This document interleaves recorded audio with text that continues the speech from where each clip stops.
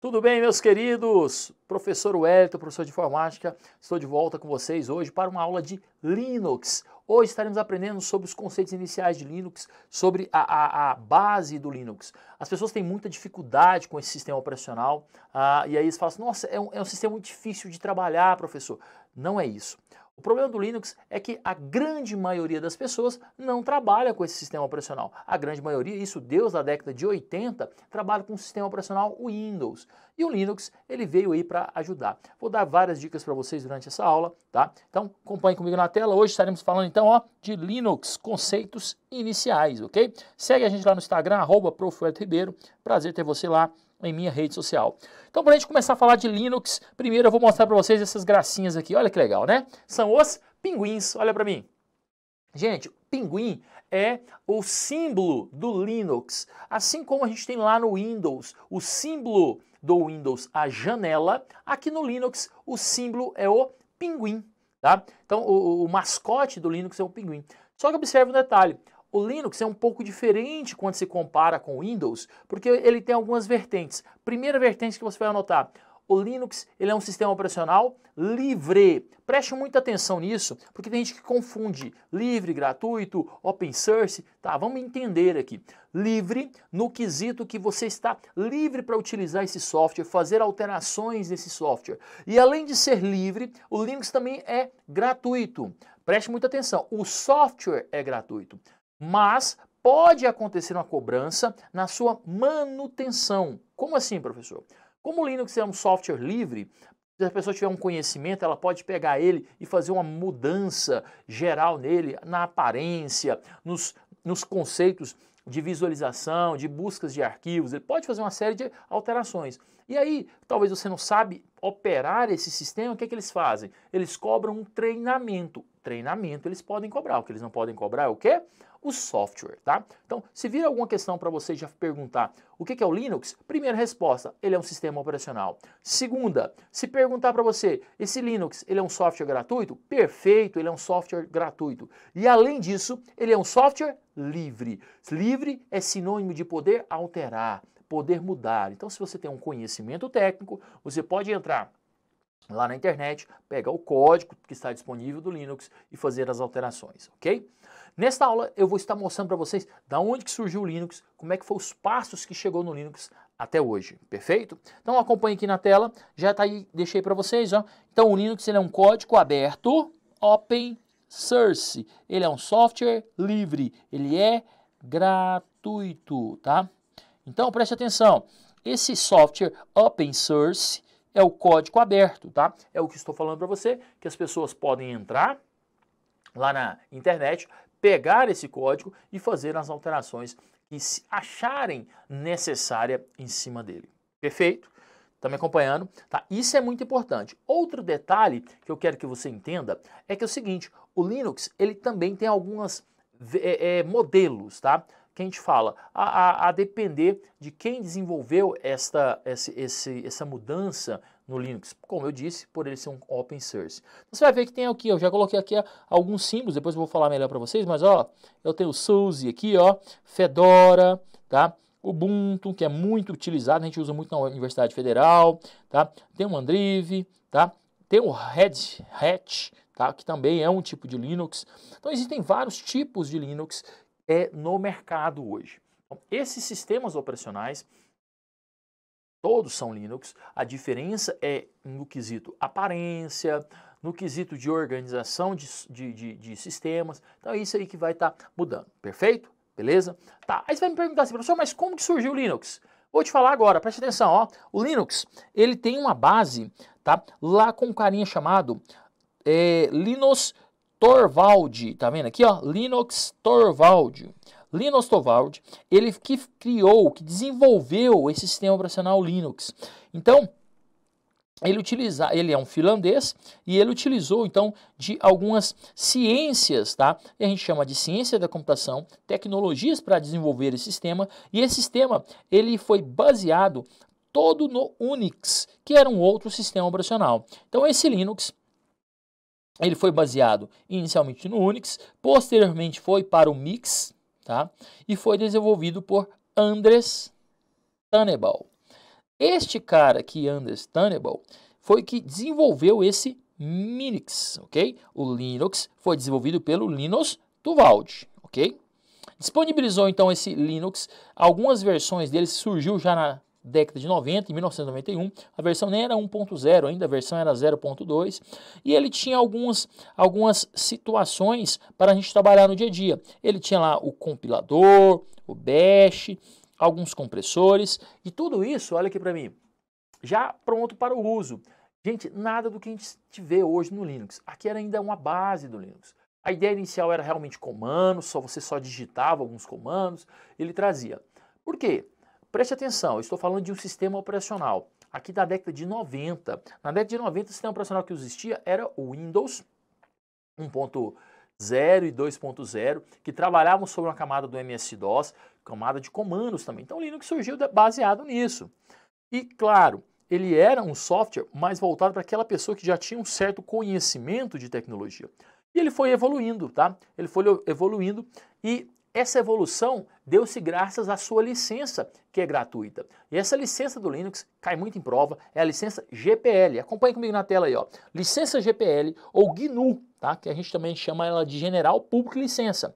É a licença adotada pelo Linux, impedindo que ele esteja integrado a um software proprietário. Ó, isso aqui é pegadinha de prova. Como eu disse, o Linux é um software livre. Então essa licença GNU impede que ele seja vinculado a um software proprietário, garantindo então as quatro características do Linux, que são essas aqui, ó. Primeiro, liberdade de executar o programa para qualquer propósito, é a liberdade 0. Segundo, a liberdade de estudar como um programa funciona e adaptá-lo às suas necessidades, a chamada liberdade 1. O acesso ao código-fonte é um pré-requisito para isso, ou seja, vai estar liberando esse código-fonte para aquela pessoa que tem um conhecimento. 3. A liberdade de redistribuir as cópias de modo com que você possa ajustar o seu próprio, ao seu próprio modo ali, né? Que é a liberdade 2. E por último, a liberdade 3 fala o seguinte: a liberdade de aperfeiçoar o programa e liberar os seus aperfeiçoamentos de modo que toda a comunidade beneficie dele. Tá? Esse acesso tendo acesso a esses códigos-fontes é um pré-requisito para isso. Então preste atenção aqui, ó. Perceba que essa licença GNU, ela veio então para fazer com que este software ficasse disponível para a comunidade, sem custo, porque ela amarra primeiro que ele não pode vincular ele a um software proprietário. O que é um software proprietário? Eu falo muito disso na aula de Windows. É aquele software que você paga para utilizá-lo. Linux, você faz isso? Não, ele é gratuito. Além disso, ele criou algumas vertentes, tá? Que é, primeiro, ele disponibilizar esse código-fonte gratuito para que você possa melhorar ele, se for o caso, disponibilizar recursos ali para que as pessoas possam utilizar dele e também disponibilizar esse código na internet para que as pessoas possam fazer download e utilizar eles sem custo nenhum, beleza? Bom, ele então foi evoluindo. O Linux aqui, ó, o projeto GNU, tá, que é um projeto desse software livre, ele foi evoluído até chegar aos objetos, né, que a gente chama de reunindo o software livre. E esses sistemas, como acontece hoje, eles são sistemas compostos por totalmente de software gratuitos, software livres de códigos abertos disponíveis na internet. Essa licença GNU e a licença GPL, ela preserva condições legais de liberdade de software. Ela é um acrônimo para licença pública GNU. Então, ó, GPL é o mesmo que eu falar licença GNU, ou seja, GNU. Ela também é criada pela FSF, que é acrônimo para Free Software Fundação, ou a Fundação de Software Gratuitos. E também estabelece que o software é fornecido sem nenhuma garantia. Olha só, não tenho garantia, não pago, mas eu não tenho garantia, ok? E também é um serviço agregado de garantia de suporte. A correção nos códigos-fonte pode ser oferecido por terceiro. Aqui que eu falei com vocês que pode cobrar. Aqui pode cobrar, pode ter cobrança, tá? Então é onde que eu falo que a licença ela é gratuita, mas pode haver cobrança no quesito de um treinamento, de um aperfeiçoamento em cima desse recurso, tá bom? Então, mas comprar o software, isso jamais vai acontecer no Linux, tá? Outra coisa que a gente tem que entender quando se fala de software livre, ó, ele tem o objetivo de quê? Preservar a liberdade, tá, desse software na internet. Preservar a liberdade daquelas pessoas que utilizam desse software. Ele também não tem o objetivo apenas de ser gratuito, tá? Não tem esse objetivo, mas o objetivo é de preservar essa liberdade. Ele também pode ser livremente executado e deve prover as 4 princípios ou os 4 liberdades principais que eu falei para vocês do 0 até a 3, que é ó, executar o programa para qualquer propósito, estudar funcionamento e adaptá-lo, redistribuição de cópias e aperfeiçoar o programa e liberar os seus aperfeiçoamentos. Então preste atenção. Para que encaixe dentro desse conceito de software livre, ele tem que ter essas 4 vertentes aqui, essas 4 informações importantes. Então ele tem que estar um software disponível na internet, ele tem que ser um software que é aberto a cópias, aberto a alterações, e esse software não pode haver cobrança em cima dele, beleza? Então essas daí são as 4 liberdades que a gente tem que falar quando se fala de software livre. Outra coisa importante quando a gente fala do Linux é essa palavrinha aqui, ó, kernel. Então o que é o kernel? Ó, é a parte mais importante, pois é o núcleo e serve de comunicador entre o usuário e o hardware de um computador. Projetado por Linus Torvalds, novamente o projetor que fez o projeto do GNU, do Linux, alternativa para que aquelas pessoas que utilizavam Windows na época, que era o Windows 8.6 e 64. Então o kernel ele vai ficar lá entre a parte do software e a parte do hardware. Olha aqui para mim. Quando você tem um software, são os programas, os aplicativos em si, e o hardware, tá, os equipamentos. Então o kernel ele vai ficar no meio ali, que faz o papel do sistema operacional. Então ele vai gerenciar todos os conteúdos. Toda vez que eu falar no kernel, é isso. O kernel é a essência do software. Ele não muda, ele não altera. O que eu altero é o shell, a aparência desse software. Então você vai observar que os Linux, por mais que você olhe assim, esse Linux aqui, ele é diferente do anterior, mas o kernel nunca vai alterar. Então qualquer questão que falar para você, o Linux Red Hat, o Linux Ubuntu, o Linux Fedora, eles são Linux que têm kernels diferentes. Está errado. Eles não têm kernels diferentes. Na verdade, eles têm o mesmo kernel. O que eles vão ter é o shell diferente, a aparência, a maneira com que eu busco ali a estrutura desse software, desse sistema operacional. Beleza? Acompanhando então aqui, ó, continuando. Essa daqui é o desenho, é a árvore da instalação do Linux. O Linux, então, ele tem uma estrutura bem diferente do que a gente vê lá no Windows. Olha só, para configurar o Linux, tá? Para a gente configurar o Linux, ele tem um gerenciador de instalação. E esse gerenciador de instalação, ele é dividido em 2 partes. Ele pode ser o Grub ou ele pode ser o Lilo, tá? Isso aqui já foi muito questão de prova, olha aqui para mim. O Lilo, ele inclusive é utilizado para fazer o boot. Professor, não sei o que é boot. Boot é o processo de inicialização, é o processo onde se inicializa o sistema operacional. Então quando você vai ligar o sistema, ele vai carregar ali o sistema operacional, vai carregar os programas e aí ele então tem o que? O boot para fazer isso. E aqui o sistema de gerenciador de boot dentro do Linux nós chamamos de Lilo ou Grub, tá? Então eu tenho 2 tipos aí de sistemas para carregar então o software. Outra coisa importante que a gente pode ser feito também aqui, ó, dentro do Linux, é utilizar a opção de rede, utilizar HDs, que são as memórias externas. Eu posso usar, então, ó, disquetes, hoje a gente nem usa mais, mas tem vários pendrives, outros meios, mídias ópticas, como DVDs, Blu-ray, em CDs. Eu também posso estar utilizando o aumento de recursos, como computadores com pré-instalação em Linux, ele faz com que essa instalação seja mais rápida. Eu posso fazer gerenciamento de desktop. Observa, as pessoas imaginam, pessoal, olha aqui para mim, que o Linux é apenas software, sistema operacional para mainframes, para computadores de grande porte, para computadores servidores. Não, o Linux hoje ele serve para qualquer tipo de computador, desde um PC, um notebook, tá? Até mesmo tablets, você tem ali o Linux trabalhando em cima disso. E esse software também ele serve, esse sistema operacional, para desktop, tá? Então, não apenas o Windows Server Desktop, mas eu tenho também aqui o Linux que vai servir. Ainda vou ter lá as melhorias de suporte técnico, que o Linux hoje, como ele é um software livre, eu vou ter muitas comunidades na internet que vão disponibilizar várias melhorias, e essas melhorias são feitas constantemente, de segurança, de vários outros quesitos, e também tem os incentivos governamentais. Preste muita atenção. Na Universidade Federal, que é onde eu trabalho, nós prezamos pelos softwares livres lá, claro, a gente usa bastante. A gente usa os dois, o Windows e Linux.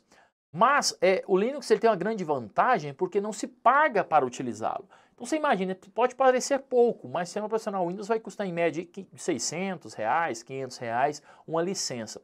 Agora você multiplica isso dentro de um órgão público que tem aí 1000 máquinas, né? Se você pegar R$500 já virou R$500 mil, né? Quase meio milhão ali só em softwares para 1000 equipamentos. Então se eu consigo colocar Linux ali, eu já deixei de gastar esse dinheiro. Então, claro, tudo tem que ser estudado, como eu disse. As pessoas têm maior facilidade para mexer com Windows.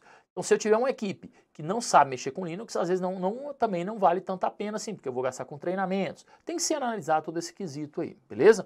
Muito cuidado. As questões hoje de banca, elas tendem a fazer com que você erre, comparando o Linux com o Windows.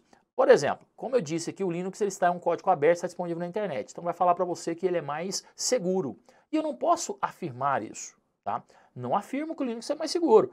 Claro, dependendo da situação, pode até ser, mas isso na prova não vale, tá? Então eu não posso ter essa afirmação. Também, como eu não posso afirmar para você que o Windows é melhor do que o Linux, porque é mais utilizado, também não posso afirmar. Então os dois são grandes sistemas operacionais, multiplataforma, multiusuários, tá? Multiprogramas, tudo da mesma forma. A grande diferença está aí. O Linux software livre, o Windows proprietário. O Linux ele é um código aberto, o Windows código fechado. O Linux gratuito e o Windows pago. Perfeito? Entenderam isso? Bom, continuando para a gente finalizar. Ainda eu vou ter aqui um conhecimento prévio do hardware que eu tenho que ter para fazer essa instalação, entender de particionamento, ou seja, tem que ter um conhecimento técnico para fazer isso. Escalabilidade hardware, tem que saber como trabalhar com esse hardware, e ali eu vou ter suporte também às várias plataformas. Como eu disse, o Linux ele é multiplataforma, ele também é um software livre, ele tem boot múltiplos. O que é esse boot múltiplos aqui? Ó? Eu posso carregar tanto Windows quanto Linux no mesmo equipamento. Como assim, professor? Olha aqui para mim. Eu não falei para você que o gerenciador do boot chama Lilo? O Lilo, a hora que você liga, o que ele faz? Ele verifica se já tem o Windows instalado e o Linux instalado na mesma máquina. Se tiver, ele gerencia e mostra você na tela. Você quer abrir o seu computador com Linux ou com Windows? Tem os dois lá. Você clica com a setinha em cima do sistema que você quer, carrega e abre. Na Universidade Federal a gente faz muito isso. Coloca os dois sistemas e a pessoa fica aberta ali para saber qual que ela quer utilizar. A gente usa isso nos laboratórios, tá, de informática lá na universidade. E vários métodos para instalação que você vai estar conseguindo utilizar aí. Como eu disse para vocês, o Linux ele disponibiliza várias distribuições, então aí pra gente. Já falei algumas para vocês, mas ó, olha lá, ó, aqui, o Active Linux, o Debian, tá? O Fedora, o Linux Bash, o Gyton, Mandriva, o Linux Mint, o Kubuntu, o OpenSUSE, tá? O PC Linux, o Red Hat, Saboa, Shark, Slake, o Ubuntu, Xubuntu, e ainda tem outros aqui que não estão, que é o Kurmin, tá? Que hoje não existe mais, que era uma versão brasileira do Linux, e pessoas ali fizeram mudanças nele para o mercado, né, utilizarem. Então você vê que o Linux ele tem várias vertentes que a gente pode estar utilizando aí, beleza?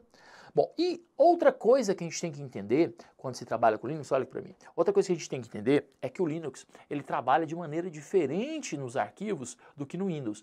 Nós tendemos a comparar muito o Linux com o Windows, e isso não deve ser feito, tá? Não deve ser feito, porque a maneira, a estrutura dos arquivos não são iguais. Eu brinco muito quem mexe com celulares, tá? O Android ele é mais próximo do Linux do que do Windows, tá? Inclusive a mesma hierarquia de arquivo. E é isso que eu vou falar para vocês aqui agora. Acompanhem comigo aí, ó. Sistema de arquivo no Linux. O que é um sistema de arquivo, né? Perguntei para vocês, ó. É o sistema de arquivo que irá determinar como será estruturado e gravado as informações no seu HD, no seu SSD, tá? No seu pendrive. Então, sistema de arquivo, na verdade, pessoal, olha aqui para mim. É a maneira com que eu pego esse hardware, esse equipamento que eu tenho e organizo ele para que eu possa colocar os arquivos dentro dele. Já deve ter acontecido com vocês de pegar um pendrive, tá? Às vezes pega uma televisão um pouco mais antiga e aí você copia as músicas em MP3, põe lá no seu pendrive. Na hora que você vai tocar essas músicas lá dentro da sua televisão, você pluga lá ou no seu som, fala que não tem música, fala que não tem nenhum arquivo lá dentro. Por quê? Porque às vezes esse equipamento que você está usando é um pouco antigo e ele entende apenas um formato conhecido na época chamado FAT, assim, ó, FAT32. Só esse formato FAT32. E hoje, muitos equipamentos usam esse formato aqui, ó, NTSF. Aí o que acontece? Olha aqui para mim. O que vai acontecer? Você vai lá formatar seu pendrive como NTSF. É um tipo, é um formato de arquivo. Você joga as músicas dentro dele. Vai rodar no seu computador, de repente nesses equipamentos mais modernos. No entanto, quando você leva lá para o som do seu carro, que é um pouco às vezes mais antigo, ou o som de uma televisão que é um pouco mais antigo e liga, ela fala que não existe nada ali dentro. Por quê? Porque o sistema de arquivo não está compatível com aquele equipamento. Então você tem que observar. Qual que é o sistema de arquivo que aquele equipamento roda? O Linux, por exemplo, ele não enxerga formato NTSF, desculpa, FAT32, que é o formato do Windows. Ele não reconhece esse formato. Ele tem um outro formato, X3, que é o formato que ele trabalha. Então eu tenho que trabalhar a minha unidade com esse formato, o meu equipamento com esse formato, tá? Olha só aqui os formatos, sistemas de arquivos que eu trouxe para vocês. Eu coloquei aqui, ó, sistema de arquivo X3, X4 e NTSF. Dentro do formato X3, eu posso trabalhar o sistema operacional Linux. No X4 também é o sistema operacional Linux. E o NTSF é o formato do sistema operacional Windows. Ainda tem no sistema operacional Windows o FAT, formato FAT. Pode ser FAT ou FAT32, que é um formato mais moderno, tá? Bom, o que acontece que você precisa saber? O X3, que é o formato do Linux, esse formato aqui, ó, X3, ele trabalha com 32 terabytes de volume, ou seja, o maior volume que ele consegue trabalhar, então é 32 terabytes. Já no formato X4, eu posso chegar até 1 heptabyte a 16 terabytes. No formato do Windows NTSF, a gente pode chegar ao formato de 16 heptabytes até 16 terabytes. Tamanho de arquivo. Eu não posso ter um arquivo maior, pessoal, não pode ter um arquivo maior que 2 teras. Então, se eu tiver um arquivo maior que 2 teras, preste atenção, não é o HD, é o arquivo que eu coloco lá dentro. Se tiver maior, ele vai dar um erro, tá? Aqui já no XT4, um arquivo de 16 teras. E no NTSF, um arquivo de 16 heptabytes. Tamanho do nome do arquivo, ó. Tamanho do nome do arquivo, olha aqui, é o nome que você vai dar para o arquivo. Então, você colocou o arquivo aula.doc. Esse nome aula.doc, ele não pode ser maior do que quanto? Olha aqui, ó, até 254 caracteres no X3, 256 no X4 e 255 no NTSF. Além disso, todos esses sistemas de arquivos possuem um negocinho chamado de Junwarning. O que é esse Junwarning? É uma reserva de memória, é uma reserva de segurança da memória. Olha só o que significa isso. Olha aqui comigo, ó. Journaling, né? Jornal é um log, ou seja, é um log de arquivos, é uma espécie de gravação de eventos em uma área específica do disco. Toda mudança no sistema de arquivo é primeiro gravado em formato de log no jornal e só depois realmente gravado em disco. Isso evita que o arquivo seja corrompido após queda de energia ou travamento inesperado. É um recurso que permite recuperar sistemas após o desastre. Olha só aqui, ó. Ele antes de gravar, gente, aqui no disco, ó, o que ele faz? Ele cria uma espécie de um jornal, que na verdade é uma tabela de dados, onde ele coloca os logs, as informações. Depois de fazer isso, é que realmente ele vai jogar isso aonde? No seu disco, no seu HD, no seu SSD, para que grave as informações. Então, ó, sistema de arquivo é para me organizar a maneira que eu guardo os dados. Isso, já no Windows mais moderno e nos Linux, você vai ter então a recuperação. Deu queda de energia quando você estava salvando alguma coisa, ele vai lá e abre o quê? Restauração de sistema, para que ele volte o sistema e esse sistema volta a funcionar corretamente ali, beleza? Ok? Então anotou o que é Jorling, né? Que é jornal, uma espécie de um jornal com log de jornais, log de informações ali que você tem. Outra coisa importante dentro do Linux é que ele tem um negocinho chamado de partição swap. O que é uma partição swap? É você pegar um pedaço da minha memória e transformar ela para que ele fique mais rápido. Então eu vou pegar aqui um HD, eu vou colocar um pouco da minha memória RAM para esse HD. Então o que acontece? O computador ele basicamente divide em duas memórias, uma primária e outra secundária. A memória primária é quem? É esse cara aqui, ó, é a memória RAM. A memória secundária é esse outro aqui, ó, é o HD, o SSD. O que acontece? Quem é maior dos dois, gente? Quem que é maior? Sempre a maior é a secundária. Sempre maior é essa daqui, ó, secundária.